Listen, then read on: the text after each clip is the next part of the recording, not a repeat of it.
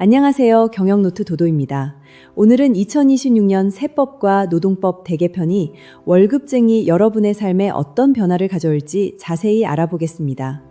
오늘 설명드릴 내용은 2026년 시행 예정인 개편을 바탕으로 한 것이며 최종 법령 확정 시 변경될 수 있습니다. 본인의 정확한 상황은 반드시 전문가와 상담하시기 바랍니다. 오늘 핵심은 4가지입니다. 자녀가 있는 직장인이라면 2026년부터 보육수당, 교육비 세액공제, 신용카드 소득공제, 그리고 국민연금 변화를 함께 봐야 합니다. 이번 개편은 단순히 세금이 조금 줄어든다는 이야기가 아닙니다. 어떤 항목은 연말정산에서 돌려받을 수 있는 금액이 늘어나고 어떤 항목은 회사 급여 명세서에서 애초에 과세되지 않는 방식으로 실수령에게 영향을 줍니다. 반대로 국민연금처럼 매달 월급에서 빠져나가는 부담이 늘어나는 항목도 있습니다. 그래서 중요한 건 하나씩 따로 보는 게 아니라 내 월급과 연말정산 전체 흐름 안에서 같이 보는 겁니다. 특히 자녀가 있는 가정은 교육비, 카드 사용액, 보육수당이 서로 다른 방식으로 영향을 주기 때문에 연말이 다가와서 급하게 찾기보다 지금부터 체크해두는 게 좋습니다. 오늘은 복잡한 법조문보다 실제 직장인이 무엇을 확인해야 하는지 중심으로 정리하겠습니다.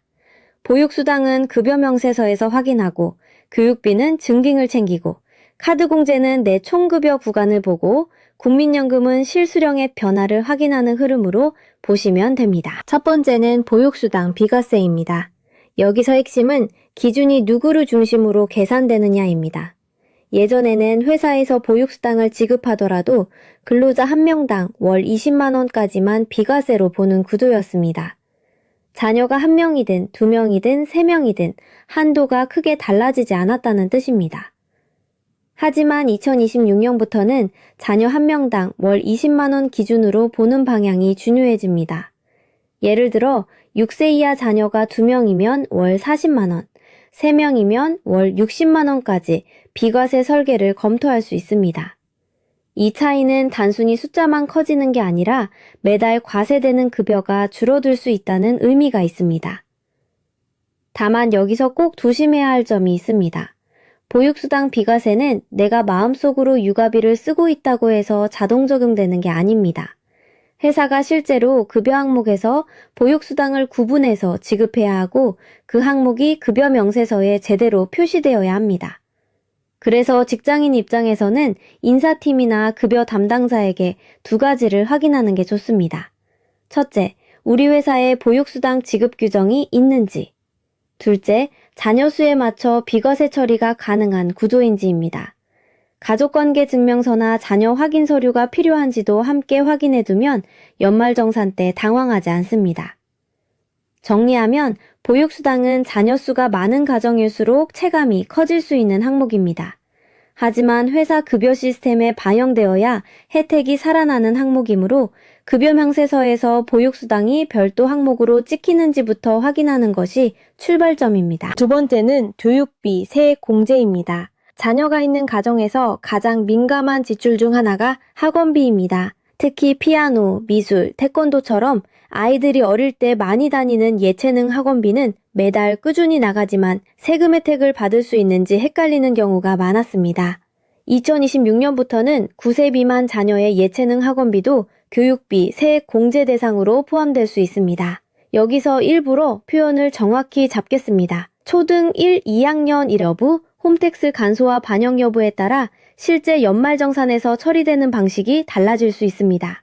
그래서 이 항목에서 가장 중요한 건 증빙입니다. 학원비를 냈다는 사실만으로 끝나는 게 아니라 교육비 납입 증명서를 받을 수 있는지 확인해야 합니다. 홈택스 연말정산 간소화 서비스에 자동으로 올라오는 학원도 있지만 그렇지 않은 곳도 있을 수 있습니다. 그런 경우에는 학원에 직접 증빙 발급 가능 여부를 물어봐야 합니다. 맞벌이 부부라면 누가 공제를 받는 것이 유리한지도 함께 봐야 합니다. 단순히 돈을 누가 냈는지만 볼 게 아니라 기본공제 대상자 요건과 연말정산 전체 결과를 같이 봐야 합니다. 정리하면 교육비 세액공제는 되는지 안 되는지보다 증빙을 확보했는지가 훨씬 중요합니다. 미리 챙겨야 돌려받을 수 있습니다.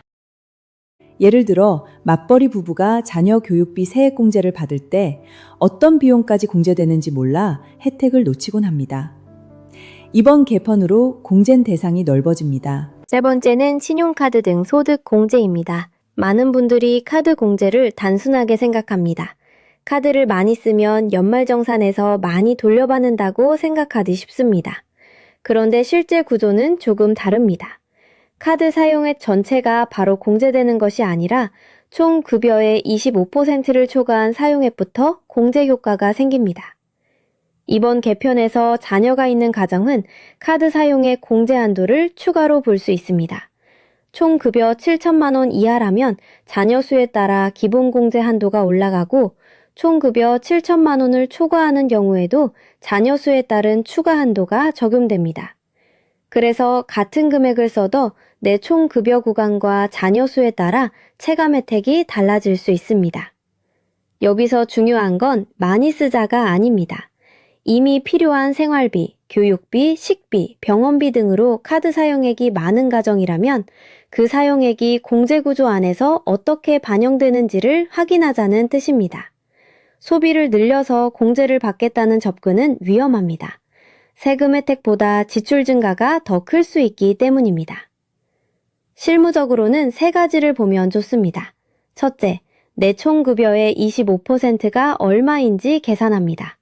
둘째, 올해 카드 사용액이 그 기준을 넘는지 확인합니다. 셋째, 신용카드, 체크카드, 현금 영수증, 전통시장, 대중교통처럼 항목별 공제율이 다른 부분을 구분해서 봅니다. 정리하면 카드 공제는 자녀가 있는 가정에 추가 한도 기회가 생길 수 있지만 무작정 많이 쓰는 제도가 아닙니다.